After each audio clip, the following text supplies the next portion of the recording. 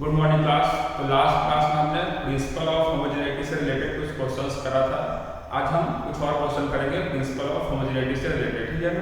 तो हमारा first question है, if alpha is equal to f by v square sin beta t where v is velocity, f is force and t is time, then find the dimension of alpha and beta. Okay, if alpha is equal to force by velocity square sin beta t where v is velocity, f is force and t is time, then find the dimension of alpha and beta.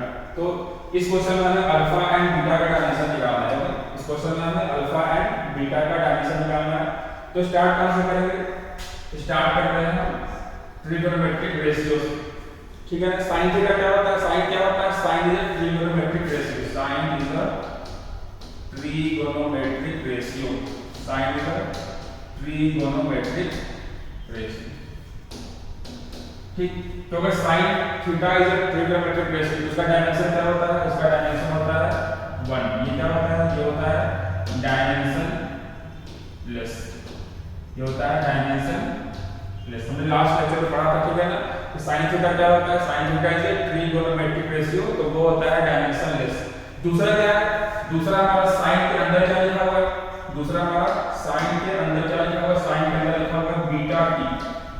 Sign के अंदर लिखा हुआ है beta T. तो हमने क्या पढ़ा था कि साइन के अंदर जो कुछ भी चीज लिखा होता है, ठीक है ना, साइन के अंदर जो कुछ भी लिखा होता है वो क्या होता है? वो एंगल होता है, ठीक है ना। साइन के अंदर या कॉस के अंदर या टैन के अंदर जो भी लिखा होता है वो क्या होता है? वो एक टाइप का एंगल होता है, ठीक है ना। तो क्या हम बोल सकते हैं बीटा टी क्या है? Beta T is a angle. Beta T क्या है? Beta T is a type of angle, ठीक है ना। एंगल का डायमेंशन क्या होता है? Angle is a dimensionless quantity. Angle is also a dimensionless quantity. तो यहाँ पे दो चीज डायमेंशनलेस हो गया। एक तो हो गया पूरा जो साइन वाला टर्म है, sine theta, cos theta, tan theta, जो कि ट्रिगोनोमेट्रिक रेशियो है, वो तो डायमेंशनलेस है। उसके अलावा साइन के अंदर जो टर्म, ठीक है ना, साइन के अंदर जो टर्म बीटा टी, वो भी क्या है? वो भी एक डायमेंशनलेस क्वांटिटी है। तो अगर बीटा टी डायमेंशनलेस क्वांटिटी है, अगर बीटा टी डायमेंशनलेस क्वांटिटी है, तो बीटा टी को का डायमेंशन क्या हो जाएगा? बीटा टी का डायमेंशन ले सकते हैं 1, ठीक है ना। हमने आपको बताया था कि अगर कोई भी चीज डायमेंशनलेस है मतलब क्या? n का पावर 0, l का पावर 0, t का पावर 0 और सब इकट्ठे मिलके क्या हो जाएंगे? सब इकट्ठे मिलके हो जाएंगे 1, ठीक है ना। तो बीटा टी का डायमेंशन क्या हो जाएगा? बीटा टी का डायमेंशन हो गया 1। यहां से क्या हो सकता है? बीटा का डायमेंशन हमें निकालना है, ठीक है ना। बीटा का डायमेंशन हमें निकालना है, ठीक है ना। तो हमें पता नहीं, बीटा का डायमेंशन पता नहीं।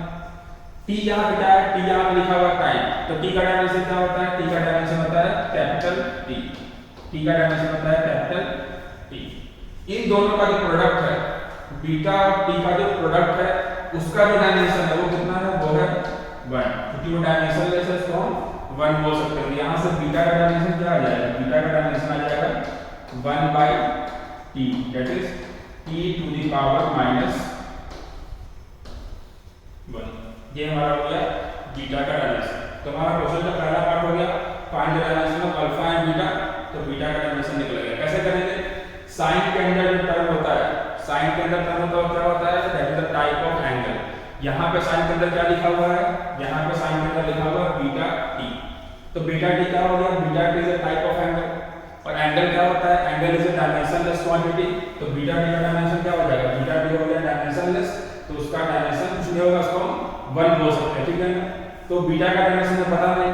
टी यहाँ पे क्या है? टी यहाँ पे टाइम है, तो टी का डायमेंशन क्या होता है? टी का डायमेंशन होता है कैपिटल टी। तो बीटा इनटू कैपिटल टी, इनका जो प्रोडक्ट है उसका डायमेंशन क्या है? उसका डायमेंशन है 1। तो बीटा का डायमेंशन क्या है? 1 by T, that is T to the power minus 1, ठीक है ना। तो यहाँ से हमने बीटा का डायमेंशन निकाल लिया। नेक्स्ट हमें निकालना है कि अल्फा का डायमेंशन क्या होगा, क्लियर? तो वो देखते हैं, देखिए। अब बात करते हैं अल्फा की। तो यहां पे लिखा हुआ है alpha is equal to force by velocity square sine beta. यहां लिखा हुआ है alpha is equal to force by velocity square sine beta T. ये क्या है? It is a equation, it is a equation, ठीक है ना। इक्वेशन में क्या होता है? जो हमारा एलएचएस का डायमेंशन होता है, जो हमारा एलएचएस का डायमेंशन होता है, वही हमारा पूरा आरएचएस का भी डायमेंशन होता है। जो हमारा एलएचएस का डायमेंशन होता है वही हमारा पूरा आरएचएस का भी डायमेंशन होता है, ठीक है ना। तो एलएचएस का डायमेंशन हमें पता नहीं, ठीक है ना। एलएचएस में क्या है, एलएचएस में अल्फा है जिसका डायमेंशन हमें निकालना है, हमें बिल्कुल मालूम नहीं, ठीक है ना। दूसरा राइट हैंड साइड में क्या है, राइट हैंड साइड में force by velocity square sin beta T, हमें टोटल का डायमेंशन निकालना है, ठीक है ना। मतलब क्या, हम फोर्स के डायमेंशन को, हमें फोर्स के डायमेंशन को वेलोसिटी स्क्वायर के डायमेंशन से पहले डिवाइड करना पड़ेगा, ठीक है ना। फोर्स के डायमेंशन को पहले वेलोसिटी स्क्वायर के डायमेंशन से हमको डिवाइड करना पड़ेगा। फिर क्या करना पड़ेगा, फिर हमको उसको sin बीटा टी, उसको sin बीटा टी के डायमेंशन से मल्टीप्लाई करना पड़ेगा।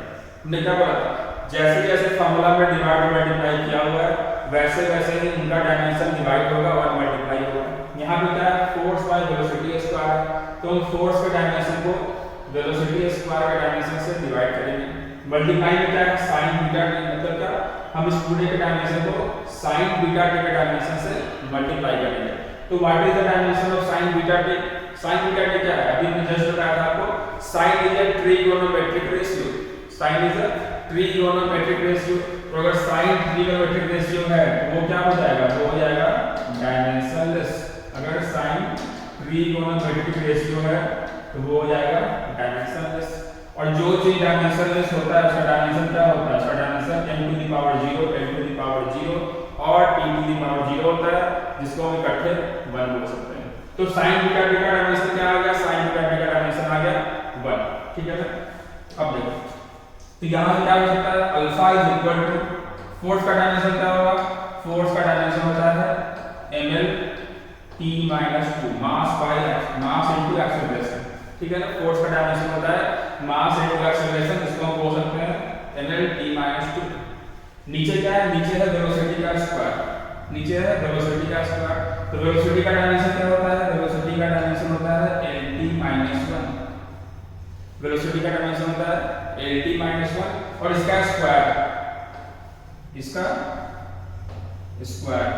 तो इसको कैसे करते हैं देखिए, तो फोर्स जैसे है वैसे रहने देते हैं, उसको ये हो जाएगा ml t minus 2 divide by lt minus 1 का स्क्वायर। कैसे कैसे करते हैं, तो इसको ब्रेक कर लेते हैं। पहले हम l का स्क्वायर करेंगे तो वो हो जाएगा l का पावर 2, फिर हम t माइनस 1 का स्क्वायर करेंगे तो वो हो जाएगा t का पावर माइनस 2, ठीक है ना।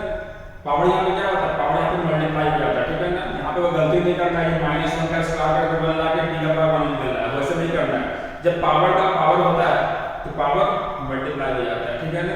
यहाँ हमने l का पावर 1 था, यहाँ पावर 2 था, हमने 1 into 2 करा तो 2 आया।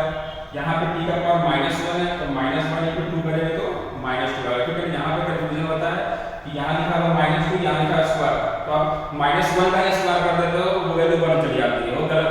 जब पावर का पावर होता है तो हमेशा पावर को मल्टीप्लाई करना है, तो यहाँ पे minus 1 into 2 that is minus 2, ठीक है ना। कुछ कैंसिल होगा यहाँ पे t का पावर माइनस 2 है और यहाँ पे t का पावर माइनस 2 है, तो बस यहाँ भी l का पावर 1 है, यहाँ पे l का पावर 2 है, ये 2 ऊपर चला जाएगा तो ये हो जाएगा m l to the power minus 1। l का पावर 1 है, ये 2 ऊपर जाएगा तो हो जाएगा l का पावर माइनस 2, दोनों पावर ऐड हो जाएंगे, 1 माइनस 2 कितना होता है, माइनस 1 होता है। यहाँ से अल्फा का डायमेंशन क्या आ गया, अल्फा का डायमेंशन आ गया ml माइनस 1 और इस तरह से सॉल्व हो गया, ठीक है। तो हमने बीटा का डायमेंशन निकाल लिया और हमने अल्फा का डायमेंशन भी निकाल लिया, ठीक है ना, with the help of principal of homogeneity. Clear. तो चलते हैं अपने नेक्स्ट क्वेश्चन की तरफ। देखिए, तो ये रहा आपका नेक्स्ट क्वेश्चन, इसको आप सॉल्व करेंगे। तो क्वेश्चन क्या बोल रहा है, क्वेश्चन बोल रहा है the position of the particle, the position of the particle at a time t is given by the relation x which is a function of time is equal to v naught by alpha 1 minus c to the power minus 80, 1 minus c to the power minus alpha t, sorry 1 minus c to the power minus alpha t। इसका dimension आपको निकालना है, ठीक है ना। xt is equal to v naught by alpha 1 minus c to the power minus alpha t। आपको बताना है find the dimension of v naught and alpha, ठीक है ना। आपको बताना है find the dimension of v naught and alpha। कैसे करेंगे देखिए, देखो हमने क्या पढ़ा था, हमने पढ़ा था कि अगर कोई दो चीज के बीच में किसी भी दो फिजिकल क्वांटिटी को अगर हम ऐड करते हैं या फिर सब्ट्रैक्ट करते हैं, अगर किसी भी दो फिजिकल क्वांटिटी को हम ऐड करते हैं या फिर सब्ट्रैक्ट करते हैं तो उसका डायमेंशन क्या होता है, उन दोनों का डायमेंशन सेम ही होना चाहिए, ठीक है ना। किसी भी दो फिजिकल क्वांटिटी को अगर हम ऐड करते हैं या फिर सब्ट्रैक्ट करते हैं तो उन दोनों का डायमेंशन क्या होना चाहिए, उन दोनों का डायमेंशन हमेशा सेम होना चाहिए। तो यहाँ पे क्या है, यहाँ पे किया गया है 1 minus c to the power minus alpha t, यहाँ किया गया है 1 minus c to the power minus alpha t, ठीक है। यहाँ पे 1 minus c to the power minus alpha t किया गया, इसका मतलब क्या, हम दो चीजों को सब्ट्रैक्ट कर रहे हैं, हम दो चीजों को सब्ट्रैक्ट कर रहे हैं। तो अगर हम दो चीजों को सब्ट्रैक्ट कर रहे हैं तो दोनों का डायमेंशन क्या होना चाहिए, दोनों का डायमेंशन क्या होना चाहिए, सेम होना चाहिए। तो इसका डायमेंशन क्या है, 1 इज ए कांस्टेंट, 1 क्या है, 1 is a constant number, constant number का डायमेंशन क्या होता है, कांस्टेंट नंबर का डायमेंशन हमेशा 1 होता है। वो किसी भी चीज पे डिपेंड कर रहा है, ना तो मास पे डिपेंड कर रहा है, ना तो वो लेंथ पे डिपेंड कर रहा है, ना ही वो टाइम पे डिपेंड कर रहा है, ठीक है ना। तो किसी भी कांस्टेंट नंबर की बात कर रहा हूं, वैसे ग्रेविटेशनल कांस्टेंट का डायमेंशन निकालेंगे आएगा कुछ, प्लैंक्स कांस्टेंट का डायमेंशन निकालेंगे आएगा कुछ, मैं बस सिर्फ नंबर की बात कर रहा हूं, ठीक है। अगर हमारे पास नंबर है 1 2 3 4 1/2 1/3, ये सब क्या होते हैं, ये किसी पे डिपेंड नहीं करते, ये इंडिपेंडेंट है, उनका डायमेंशन क्या होता है, उनका डायमेंशन 1 होता है। तो अगर दो चीजों को सब्ट्रैक्ट कर रहे हैं और उसमें से एक का डायमेंशन 1 है तो इस पूरे का डायमेंशन भी क्या होना चाहिए, इस पूरे का डायमेंशन भी 1 होना चाहिए, ठीक है ना। तो ये भी डायमेंशनलेस हो गया और ये भी पूरा क्या हो गया, ये भी पूरा डायमेंशनलेस हो गया, क्लियर। ये भी डायमेंशनलेस हो गया और ये भी पूरा क्या हो गया, ये भी पूरा डायमेंशनलेस हो गया, ठीक है। तो यहाँ पे कुछ लोगों को कंफ्यूजन हो रहा होगा कि सर यहाँ तो v में यहाँ पे वेलोसिटी है, हम सीधे v का डायमेंशन लिख देते हैं, ठीक है ना। कुछ लोगों को कंफ्यूजन हो रहा होगा, तो यहाँ पे v0 लिखा हुआ है तो v0 यहाँ पे वेलोसिटी है तो हम सिंपली उसका डायमेंशन लिख देते नहीं, ठीक है ना। यहाँ पे कहीं भी मेंशन नहीं किया गया है कि v यहाँ पे वेलोसिटी, ठीक है ना। यहाँ पे कहीं भी मेंशन नहीं किया गया है कि v यहाँ पे वेलोसिटी है। जब तक क्वेश्चन में मेंशन नहीं किया है हम खुद से अचीव नहीं कर सकते, ठीक है। तो हो सकता है कि उसका आंसर वेलोसिटी का डायमेंशन ही आ जाए, लेकिन जब तक क्वेश्चन में नहीं लिखा हुआ है कि v is velocity, t is time, a is acceleration, तब तक हमें एज्यूम नहीं करना है, ठीक है। तो पहले बात करते हैं इसकी, तो इसका डायमेंशन 1 है तो इस पूरे का डायमेंशन भी क्या होना चाहिए, इस पूरे का डायमेंशन भी 1 होना चाहिए, ठीक है। अब पूरे का डायमेंशन 1 है। अब बात करते हैं c to the power minus alpha, c to the power minus alpha t, ठीक। तो किसी भी चीज पे अगर कोई पावर लगाया हो, किसी भी चीज पे अगर कुछ पावर लगा, किसी भी चीज पे अगर कुछ पावर लगा, किसी भी चीज पे अगर कुछ एक्सपोनेंट पावर लगा हो तो वो क्या होता है, वो भी डायमेंशनलेस होता है, ठीक है। वो जो पूरा पावर होता है वो क्या होता है, वो भी डायमेंशनलेस होता है। ये रूल है, इसको आपको पता होना चाहिए, ठीक है। किसी भी चीज जैसे कि e का पावर अल्फा t लिखा हुआ है तो अल्फा t क्या होगा, अल्फा t भी डायमेंशनलेस होगा, ठीक है ना। अल्फा t भी क्या होगा, अल्फा into t भी होगा, डायमेंशनलेस क्वांटिटी होगा। देखो पहला तो हो गया कि c to the power minus alpha t वो पूरा डायमेंशनलेस है, पहला तो हो गया कि c to the power minus alpha t ये पूरा भी क्या है, डायमेंशनलेस। दूसरा हो गया कि इस पे जो इंडिविजुअल पावर लगा है, इस पे जो इंडिविजुअल पावर लगा है वो भी क्या होता है, वो भी डायमेंशनलेस ही होता है। जैसे हमने लास्ट क्लास में क्या पढ़ा था, वहां हमने पढ़ा था sin बीटा t, वहां हमने क्या लिखा था, एक तो पूरा sin बीटा t डायमेंशनलेस होगा, पहला रूल था कि ये एक तो पूरा sin बीटा t डायमेंशनलेस होगा क्योंकि वो ट्रिगोनोमेट्रिक रेशियो है। दूसरा जो sin के अंदर बीटा t है, जो sin के अंदर बीटा t है वो भी क्या होगा, वो भी एक डायमेंशनलेस क्वांटिटी होगा क्योंकि वो क्या है, वो भी एक एंगल है। तो सबसे पहले ये पूरा डायमेंशनलेस है क्योंकि वो ट्रिगोनोमेट्रिक रेशियो है। दूसरा ये भी आप पूरा डायमेंशनलेस है क्योंकि वो एक एंगल है। उसी तरह यहाँ पे एक तो c का पावर माइनस अल्फा t ये पूरा डायमेंशनलेस, c का पावर माइनस अल्फा t वो पूरा डायमेंशनलेस है। दूसरा इसका जो पावर लगा हुआ, इसका जो पावर लगा हुआ अल्फा t या उसके लिए कुछ भी हो सकता है, अल्फा t स्क्वायर हो सकता है, अल्फा t क्यूब हो सकता है, अल्फा t की पावर 4 हो सकता है, ठीक है ना। वो भी क्या होगा, वो भी एक डायमेंशनलेस क्वांटिटी होगा, वो भी डायमेंशनलेस क्वांटिटी ही होगा। तो अगर अल्फा t क्या है, अल्फा t अगर डायमेंशनलेस है, अल्फा t अगर डायमेंशनलेस क्वांटिटी है तो अल्फा इंटू t का डायमेंशन क्या हो जाएगा, अल्फा इंटू t का डायमेंशन हो जाएगा 1। अगर अल्फा t t का डायमेंशन हो जाएगा 1। क्लियर? t का डायमेंशन पता है, t का डायमेंशन क्या होता है? t का डायमेंशन होता है capital T is equal to 1 is equal to 1। तो यहां से अल्फा का डायमेंशन क्या हो जाएगा? यहां से अल्फा का डायमेंशन हो जाएगा 1 by t that is t to the power minus 1। तो ये हमारे पास आ गया अल्फा का डायमेंशन। ठीक है, इस तरह से हम अल्फा का डायमेंशन निकाल सकते हैं। आपको दो चीज याद रखनी है कि पहला तो है कि c का पावर जो भी होगा वो पूरा क्या होगा? वो पूरा डायमेंशनलेस होगा, वो पूरा डायमेंशन होगा। या फिर c की जगह e का पावर समथिंग होगा तो वो पूरा क्या रहेगा? वो पूरा डायमेंशनलेस क्वांटिटी रहेगा। ठीक है। दूसरा जो पावर है, जो पावर दे रखा है अल्फा t स्क्वायर कुछ भी हो सकता है, वो भी क्या रहेगा? वो भी एक डायमेंशनलेस क्वांटिटी रहेगा, वो भी एक डायमेंशनलेस क्वांटिटी रहेगा। हमेशा याद रखना है अगर e का पावर समथिंग है या c का पावर समथिंग है, ये पूरा क्या है? ये पूरा तो डायमेंशनलेस नहीं है। इस पूरे का डायमेंशन क्या होगा? इस पूरे का डायमेंशन तो 1 होगा ही। दूसरा इसका जो पावर लगा हुआ है, उसका जो पावर लगा हुआ है कुछ भी हो सकता है, पावर वो पावर कुछ भी हो सकता है, बीटा टी हो सकता है, बीटा टी स्क्वायर हो सकता है, कुछ भी हो सकता है।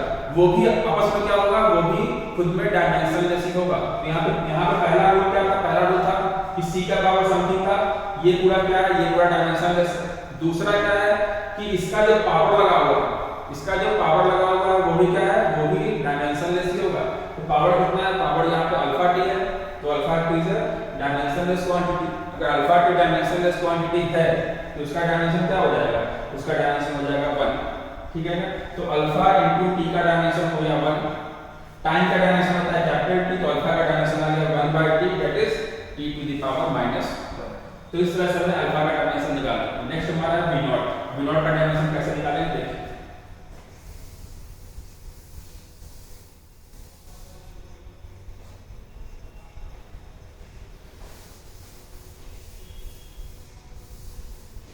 यहाँ पे क्या लिखा हुआ है? The position of the particle at time t, the position of the particle at time t, मतलब x क्या है?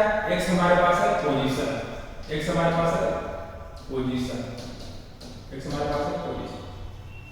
ठीक है, ये क्या है? ये इक्वेशन में क्या होता है? जो लेफ्ट हैंड साइड का डायमेंशन होता है वही राइट हैंड साइड का डायमेंशन होता है। ठीक है ना? इक्वेशन में क्या होता है? जो लेफ्ट हैंड साइड का डायमेंशन होता है वही राइट हैंड साइड का भी डायमेंशन होता है। तो लेफ्ट हैंड साइड में क्या है? लेफ्ट हैंड साइड में है पोजीशन।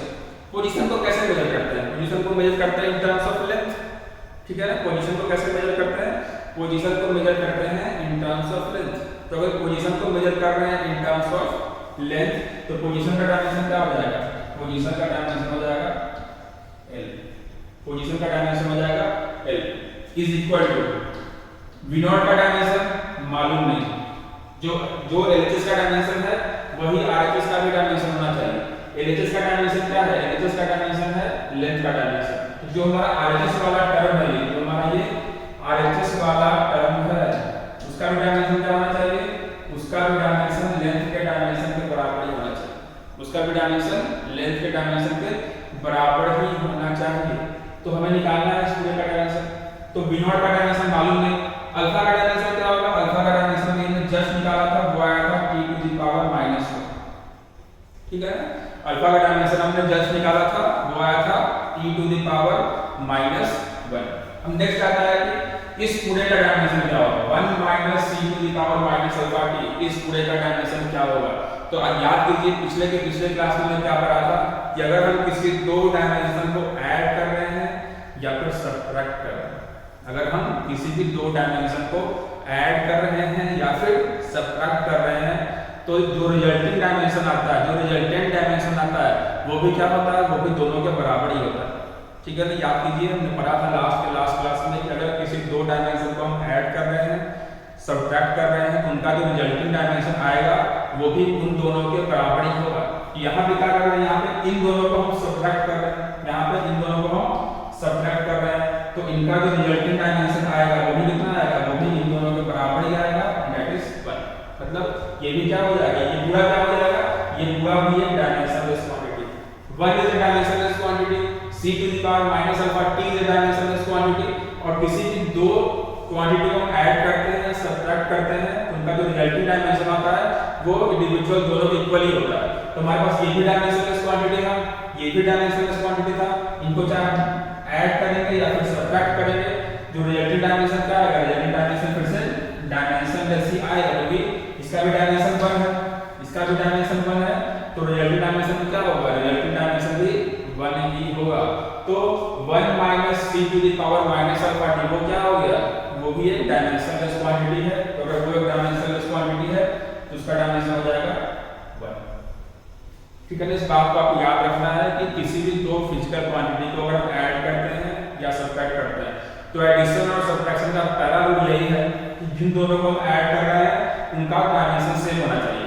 यहाँ पे इसको सब्ट्रैक्ट कर रहे हैं, दोनों का डायमेंशन क्या है, सेम, भले ही दोनों डायमेंशनलेस है, अगर भले ही दोनों डायमेंशनलेस है, दोनों का क्या है, इसका भी 1 हो गया, इसका भी 1 हो गया।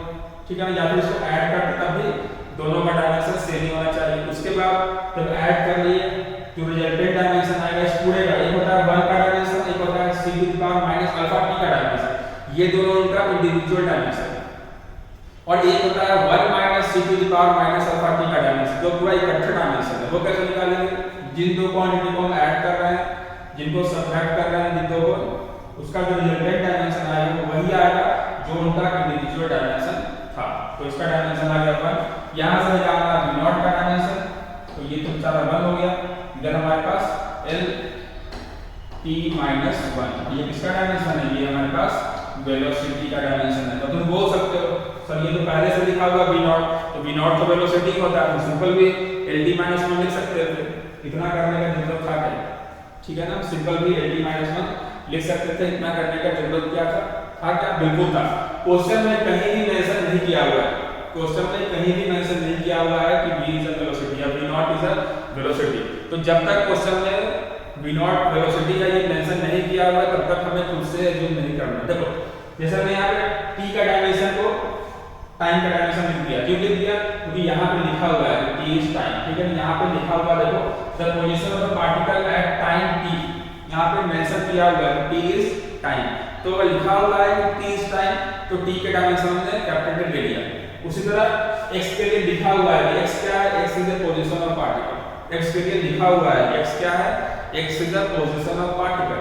क्योंकि क्वेश्चन में मेंशन किया हुआ है x पोजीशन है, और पोजीशन को कैसे मेजर करते हैं, पोजीशन को in terms of length major करते हैं। ठीक है ना, तो हमने x का डायमेंशन क्या लिख दिया, लेंथ लिख दिया। लेकिन क्वेश्चन में कहीं भी मेंशन नहीं किया हुआ है कि v0 जो है वो वेलोसिटी, क्वेश्चन में कहीं भी मेंशन नहीं किया हुआ है कि v0 क्या है, v0 is a type of velocity, इसलिए हम उसको एज्यूम नहीं कर सकते हैं। तो उसका हमको फिर से निकालना पड़ेगा। निकालने के बाद भले ही उसका डायमेंशन वेलोसिटी के बराबर आया, लेकिन इसका कंक्लूजन ये नहीं है कि आप इनिशियली एज्यूम कर लेते, नहीं। जब तक कि क्वेश्चन में मेंशन नहीं किया हुआ कि v वेलोसिटी है, t टाइम है, x पोजीशन है, l लेंथ है, तब तक नहीं करना है, तब तक खुद से एज्यूम नहीं करना है। तो हमें पूरा प्रोसेस से v0 का डायमेंशन निकालना है। क्लियर, तो इसको नोट कीजिए।